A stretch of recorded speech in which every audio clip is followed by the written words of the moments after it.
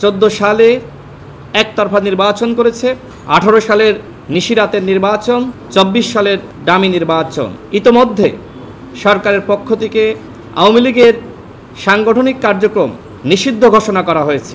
যারা আওয়ামী লীগের দোসর ছিল, যারা আওয়ামী লীগকে ফ্যাসিস্ট বানিয়েছে, সেই জাতীয় পার্টি এবং 14 দলের বিষয়ে সরকার এখনো পর্যন্ত কোনো সিদ্ধান্ত গ্রহণ করে নাই।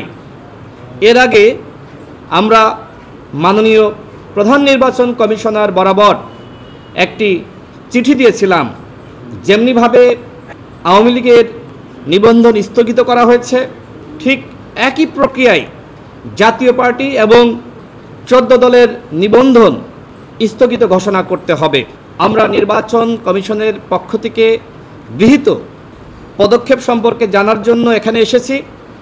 আমরা প্রধান নির্বাচন কমিশনারকে জিজ্ঞেস করেছি যে এই বিষয়ে আপনারা কতটুকু অগ্রসর হয়েছেন। তিনি আমাদেরকে জানিয়েছেন এই বিষয়ে আসলে নির্বাচন কমিশনের করার কিছুই নাই।